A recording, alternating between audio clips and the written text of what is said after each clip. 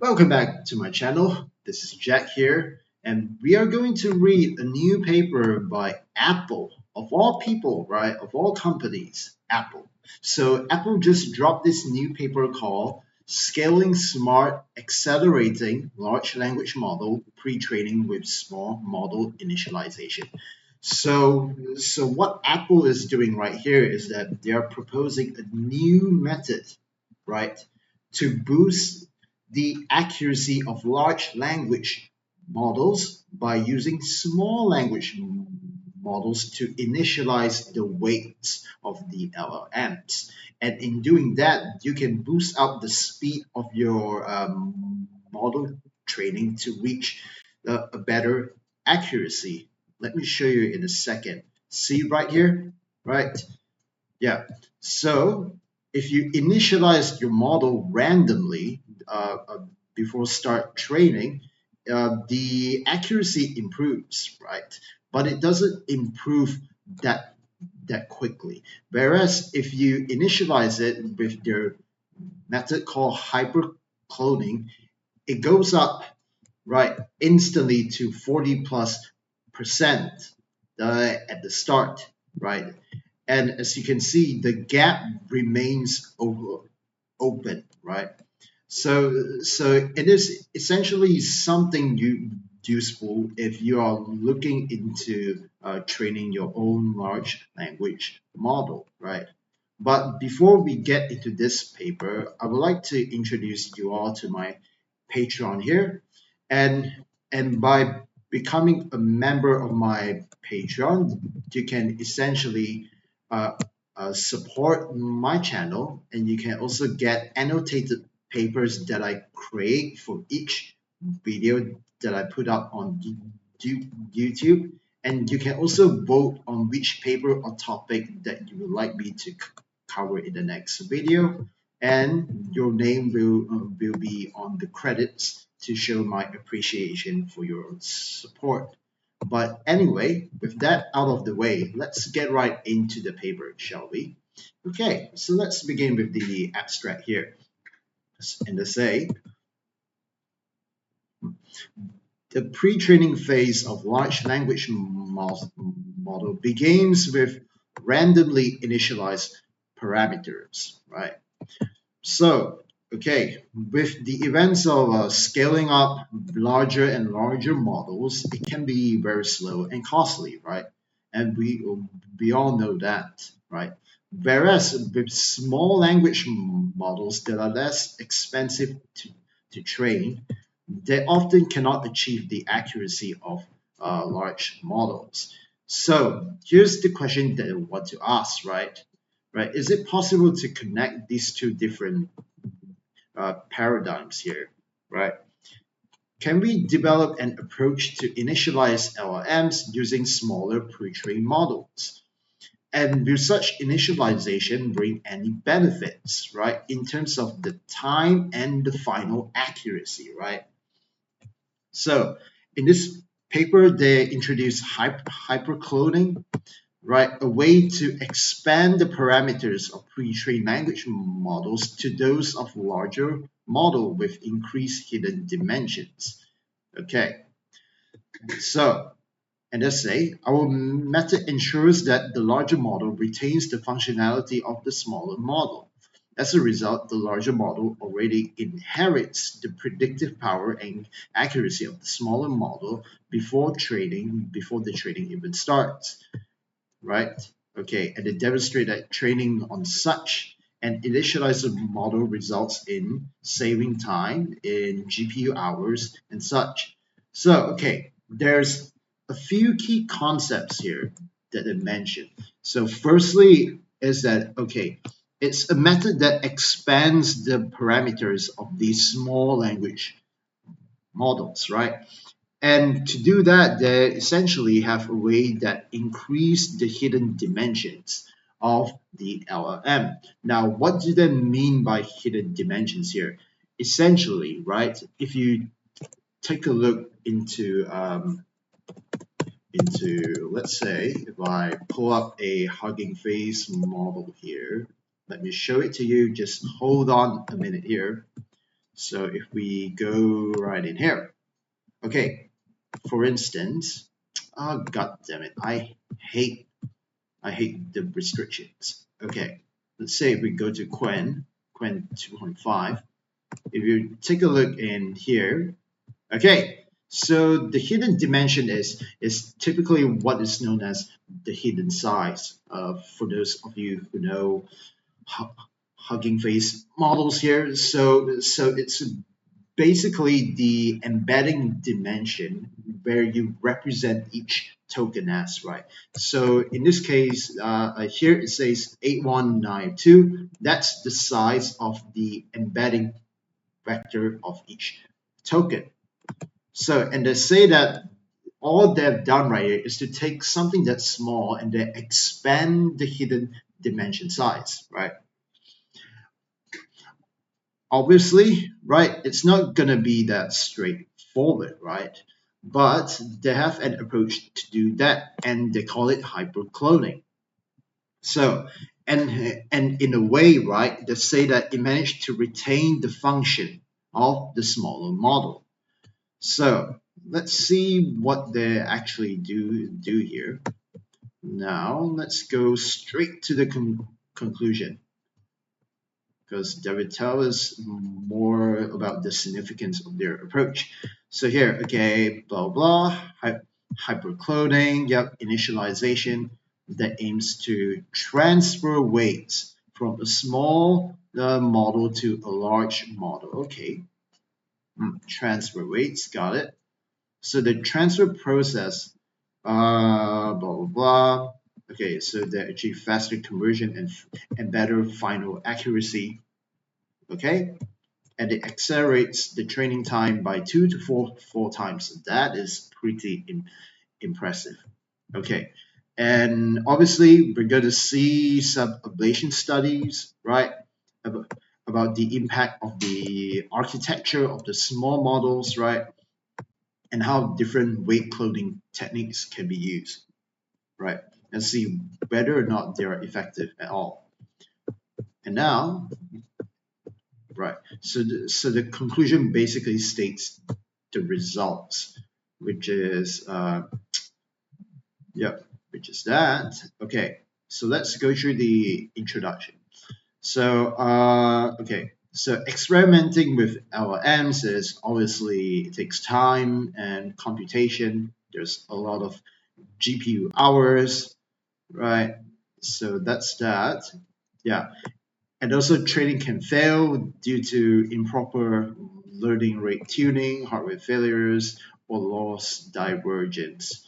Yeah, so typically what I have to do here is to like, okay, if it fails to converge at some point, do we have to restart the training, which is something that I saw before in one of those Meta AI's Llama paper. But anyway, okay, so all in all, they're saying that okay, training LLMs is difficult, right? However, when we're talking about small models, it's much more plausible for everyone to do so, right? So, right, but they often have poor accuracy too. So yeah, so we have no other choice but to scale up. Okay, right.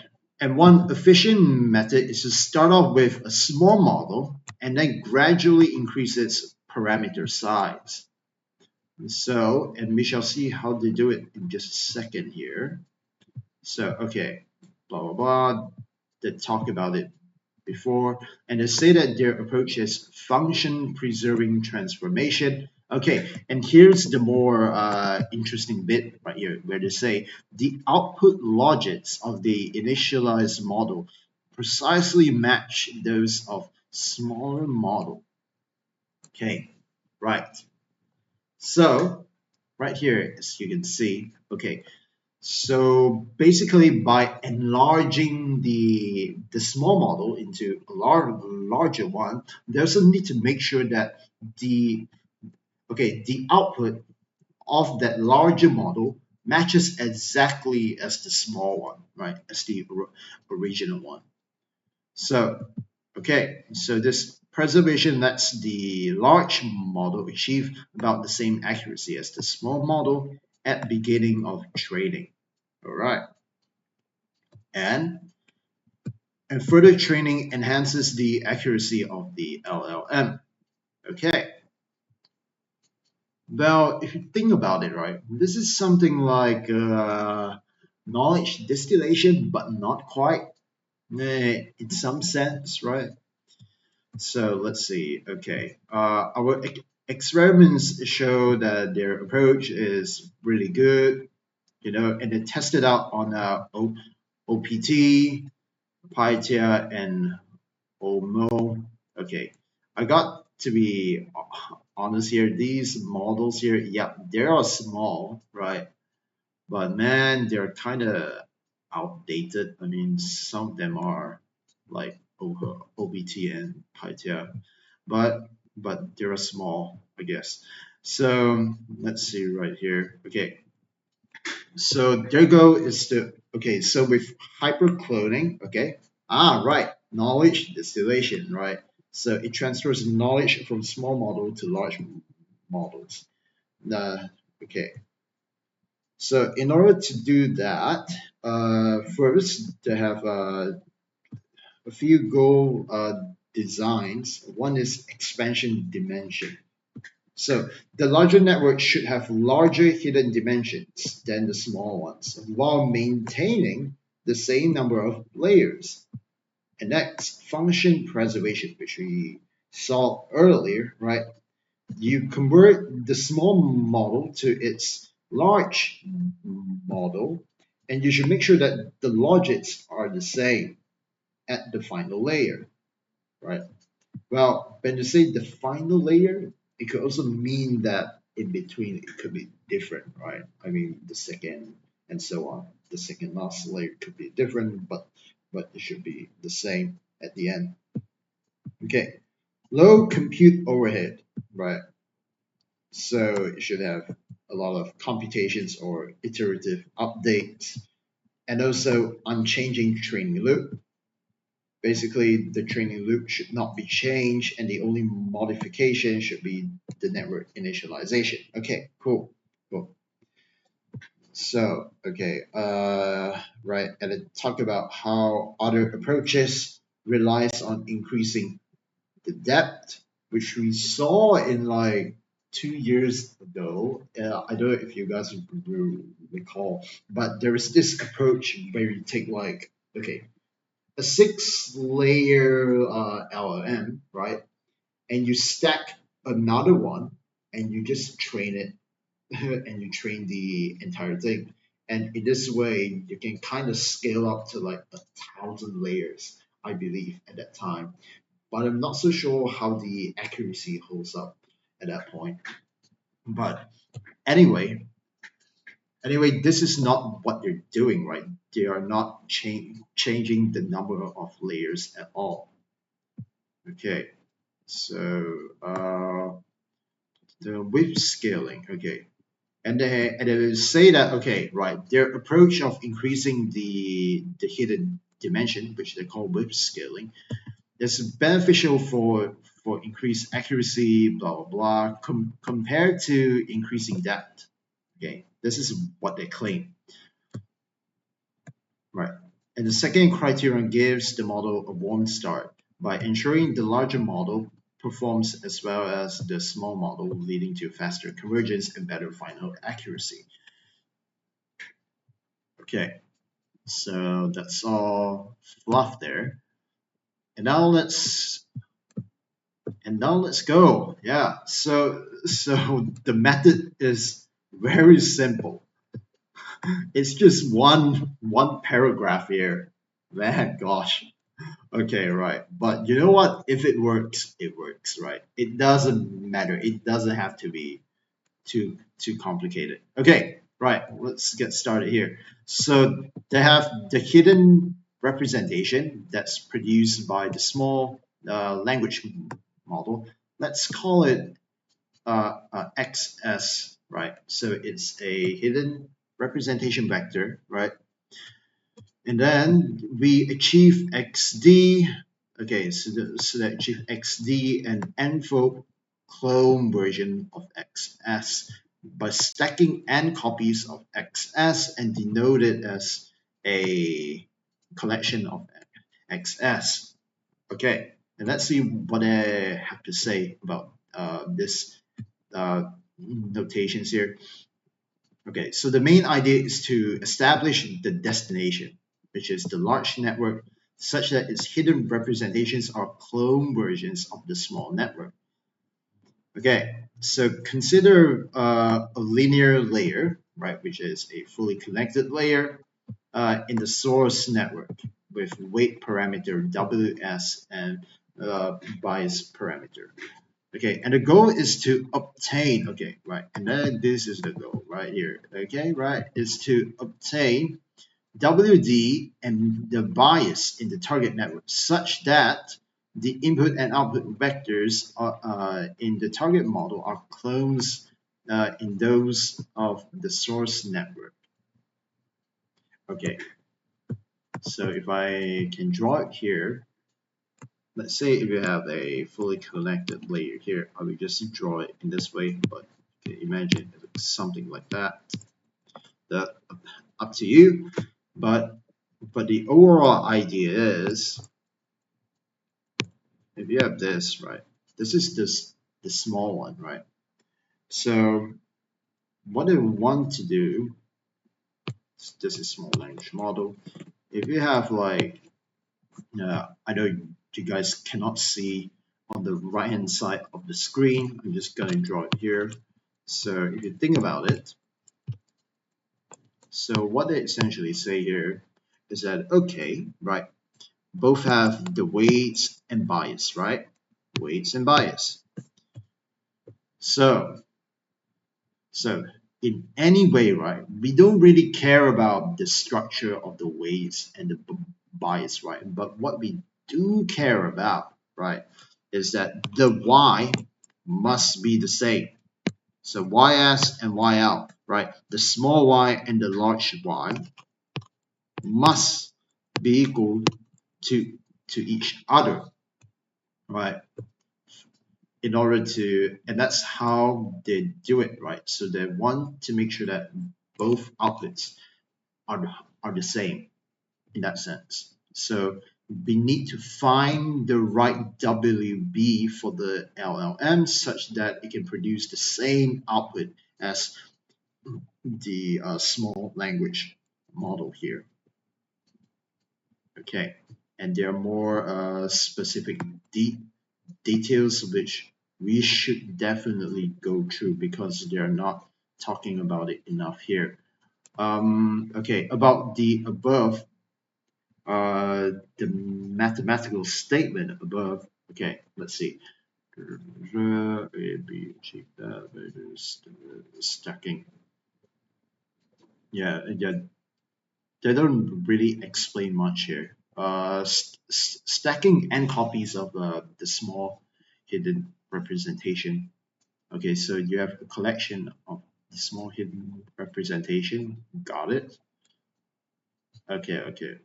So the description isn't complete, which I assume it is not.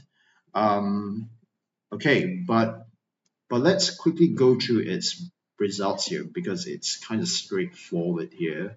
So there are a bunch of benchmarks here which are typical in NLP, right? So you got your scientific questions, Vino Grande, Pi Q&A, Lambda, Hello Sweat, Art Challenge, Easy Art, and so on, right?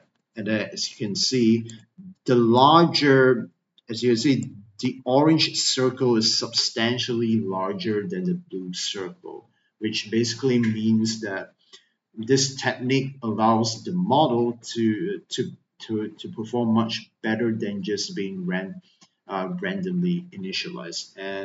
And you can see this is a widely this is a common phenomenon for all the models, right? The OPT, PyTia, and OMO. So So that's that. Okay, right. Mm, mm, yeah, so these are just some stuff about how good their method is, right? So they got the models from Hugging Face, everyone does, right? More initialized because high accuracy can converge. Yeah, yeah, yeah. Okay, right here. Okay, right, and they say something interesting here. One notable observation is that the models initialized with hypercloning tend to have catastrophic forgetting at the start of the training. Okay, interesting. Why? This is evident in the training curve for OMO benchmark. However, our experiments show that with sufficient training, this forgetting can be compensated for.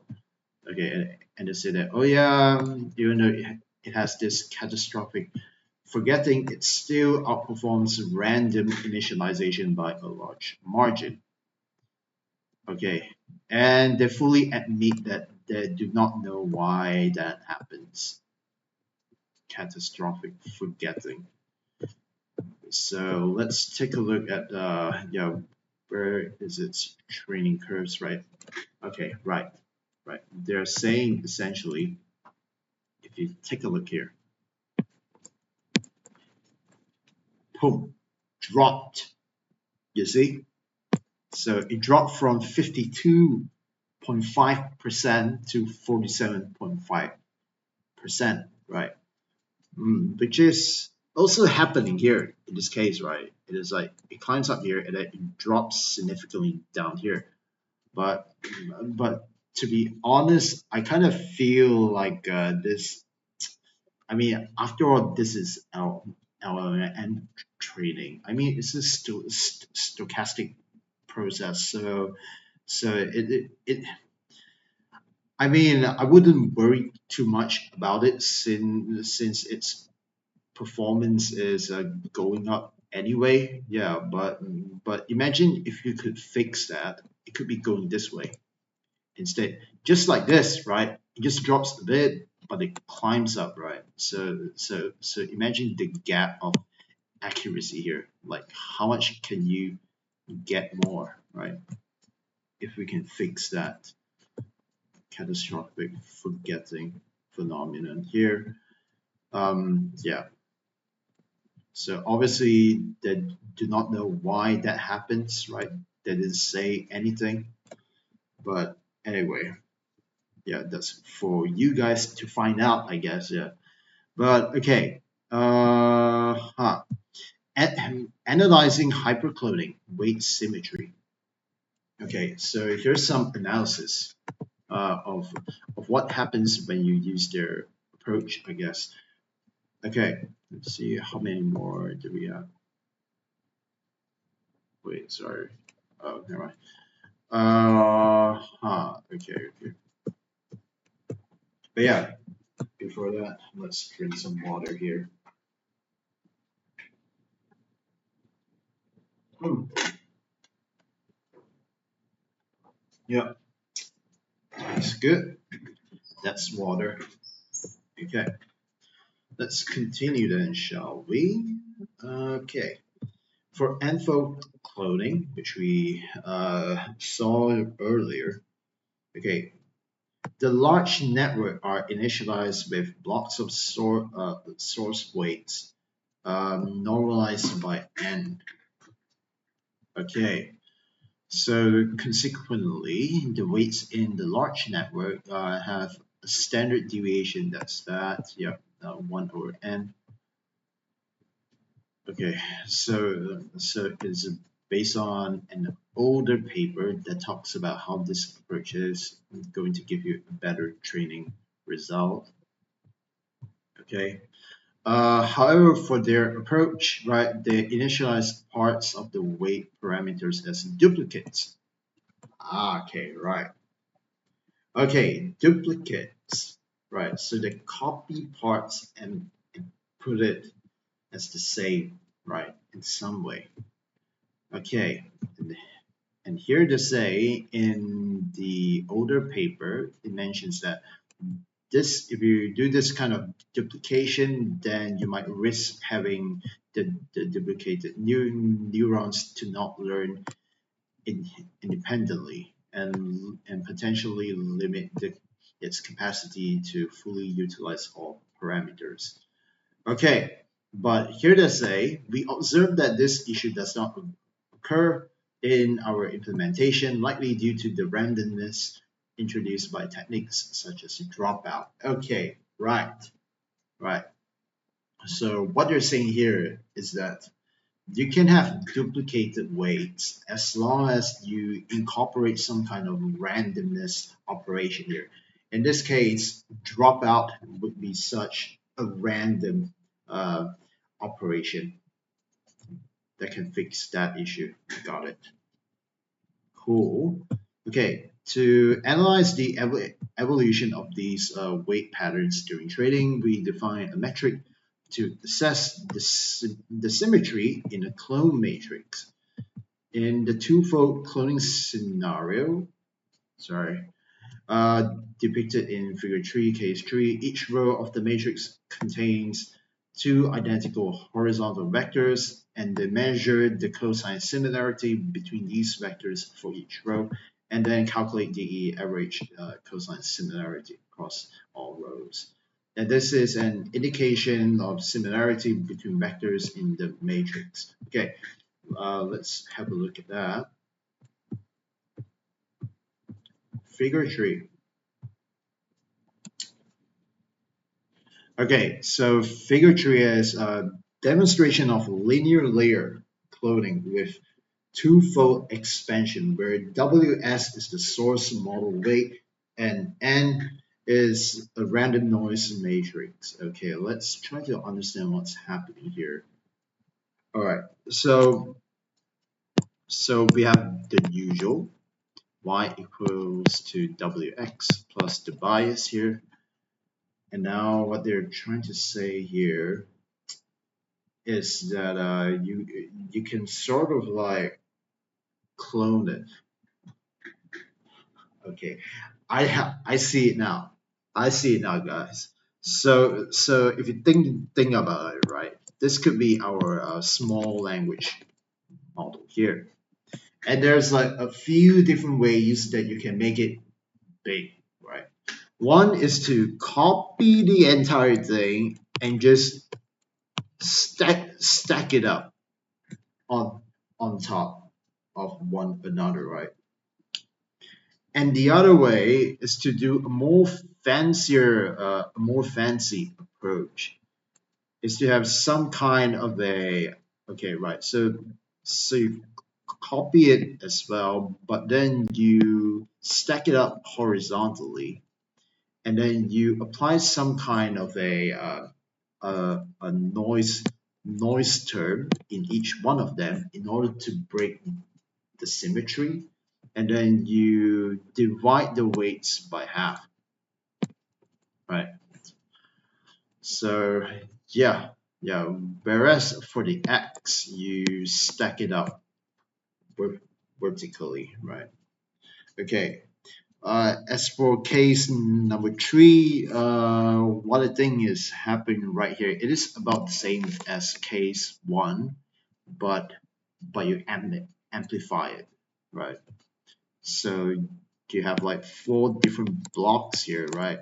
Which you need to apply 2 different noise terms, but as you can see on the left hand side, they add the noise term, and on the right hand side, they deduct using the noise term, right? So case 3 is a, how do I say, it's an expanded version of case 1 in this sense. So I wonder which approach they use for now. Okay, but surely they will tell us about it soon. Okay, right, figure 3 case 3 convenes. Okay, right, and they say figure 3 case 3. Yep, so case 3 is case tree is this, right? Case tree is that, and say, let me take a look right here. Each row of the matrix contains two identical horizontal vectors. Yeah, okay, makes sense. Okay, anyway, we're gonna move on here. Okay, figure 5 shows the evolution. Okay, so the evolution of cosine similarities for a few layers. Right, and to say initially the similarity is equal to 1, that means it's completely identical.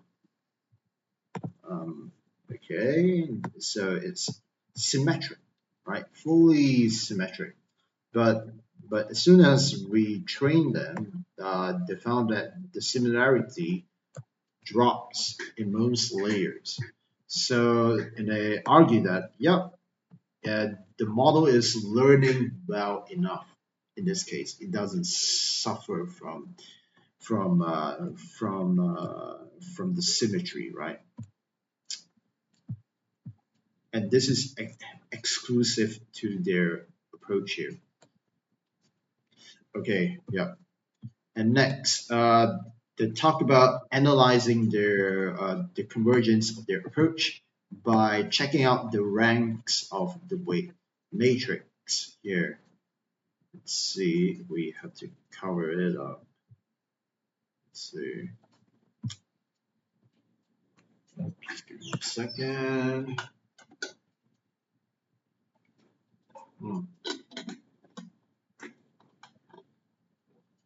Cool. Okay, so this one involves a bit more linear algebra, but let's read. Okay, examining the ranks of the weight matrix. Okay, and to say, consider the weight matrix shown in figure 3, which we looked at above already, right? Due to the symmetry, right? Due to how the weights are being copied, right? Right. It is, well, it's a well-known fact that the rank of the clone matrix is similar to the rank of the base matrix, obviously, because you're just cloning it, essentially. Therefore, the properties of both the base and the clone will be almost identical, right? Okay, essentially, the rank of the clone matrix is half of its maximum possible value at initialization. And to say that, okay, and to say that this implies that while the model has reasonable accuracy at initialization, it is not fully utilizing its capability for making prediction. And they say that the concern is that the model might continue not using its full capability even after training is complete. And they show that this does not occur with their approach. Okay, so and I bet they show it in figure 6 here. Yep. And in figure 6, they show that the eigenvalues of a few of these weight matrices in their small models before and after training, right? And they show it also for both randomly initialized and the ones that's initialized with their approach. And they see that half the singular values of the before trained model initialized with cloning, hypercloning are 0, right? Whereas the randomly initialized one does not behave the same way. Okay, so half of the singular values of the before trained model initialized with hypercloning are 0. Okay, right. And to say after training, the model initialized with hypercloning achieves similar high rank weights as those that have been initialized randomly. As we can see right here. Yeah, as you can see, it is somewhat similar, right? Oh, there. Okay, right. It's zooming in. Let me zoom out a bit. Yeah, yeah. And that is what figure 6 is showing here. So as you can see right here, if you focus on the red line, let's say for this uh, attention projection network here, its weights. If you take a look at the red line, right, the red line is hypercloning after training, right? Ideally, what we want to see is that the curves match similarly, right? And in this case, it does, right? So, so after training, it is almost identical. Look at this, right? So, so this is a proof that their approach does not suffer from the underutilization of its full model capacity. In this case, right here. So let's see, what else did I talk about? Okay, so there's a lot of ablations here. Actually, not that much. Yeah, I think we can go through everything now. So okay, right. In their formulation, right, they propose this one right here, right? This WL equals to this term, right? However, this is not the only weight parameter configuration that can satisfy the function preservation, and they also tested out on different methods for initializing this WL, such as this symmetric approach, diagonal approach, noisy symmetric approach, and noisy diagonal approach. Yeah, and we saw this noisy symmetric approach in the figure above. I think it's figure 3. I think figure 3. Is it figure 3? Yeah, absolutely right. So that's the case number 3. Yeah, case number 3, which is noisy symmetric. Okay, and to say that, okay, note that all of it are able to preserve the function, which is pretty cool. So, so yeah, actually, you know what? This is actually like a pretty impressive to me because you need to have like a very deep understanding in mathematics in order to come up with such an approach, right? So yeah, this is really ingenious if I think about it more. Okay, and they say okay, and they show in Figure 7 that the accuracy of each approaches, right? And they talk about the noise values, but we're not going to be too concerned about those, right? And they did. Okay, and they say that among all of them, noisy diagonal version. Okay, so this is the best one. Slightly better than diagonal. Oh wait, hold on. Sorry. Uh, wait, hold on. Okay, so the diagonal one achieves the smallest accuracy boost, and they say this is due to the presence of the zero values right there. And the other one says that noisy diagonal version performs better than the standard one. Okay, but however, the symmetric and noisy symmetric methods are the best, right?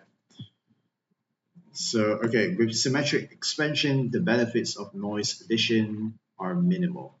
Therefore, they opt to use the noisy free one because they don't have to tune this extra hyper parameter in this case right here. So I think they will be going for this one. I think, yeah, which is exactly this one right here. Okay, cool. Okay. Next, to study the effect of the base model performance, the effect of the small language model performance on the large language model performance. So if we start off with something that sucks, right? Does it drag the eventual LLM along with it, right? We don't know. So Okay, let's see. Okay, let's read together, shall we? Okay. Okay, so how they do that is pretty great. So essentially, right, they have three different OPT models, right? One is trained on a really small data set, and the next one trains with twice the amount, and the last one trained with four times the amount of the original data set. And essentially, you have three different models of the same type. They have from low accuracy to the highest accuracy, right? So let's see. Okay, right. In figure 8, you can see their training convergence. So okay, so initializing with the base model improves accuracy compared to random initialization where any of the base checkpoints are used for cloning. Right. Among the clone networks, those initialized with a more accurate small language model achieve better accuracy at the beginning. However, the differences become smaller. Essentially, it converge. Okay, as you can see right here. Is it there? No, no, no. Sorry. No, no, that's not the one. Yes, here. Okay, as you can see right here, the differences actually becomes 0 in this case, which begs a question, right? If you want to do that, right, maybe it doesn't really need like 16 billion tokens. Maybe we can just give it like 1 billion and see how it works. Okay, so the question is, what is the minimum number of tokens that the SLM need? Right? Is 1 million enough?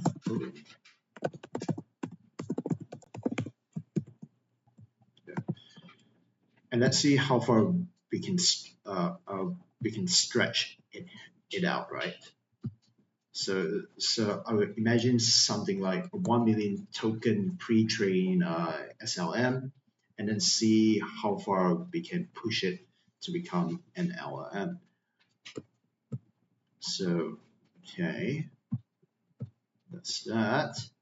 All right, and next, they talk about using. What about the different sizes of the SLM? Does it have any impact? Well, in this case, what we see right here is pretty interesting. Oh, it looks like they are converging as well. Okay, this is very interesting. Um, yeah, I mean, if we have like a larger SLM, it definitely goes up to the top at the start to the end. Okay. So what to say here? Yep. So essentially, if you want to achieve better accuracy, make sure that the model size is large.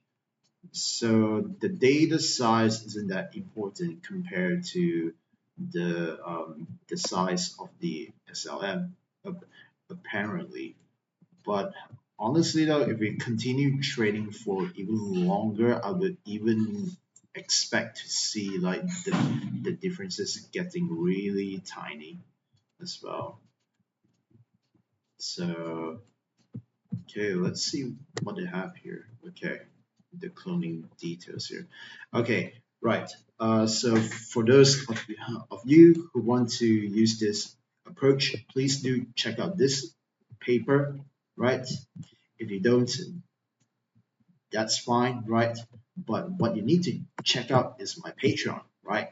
So and yeah. So if you want to see videos similar to this one, make sure to like, subscribe, and comment down below, and check out my Patreon if you want to, right? But for now, uh, This is me signing off. Have a nice day.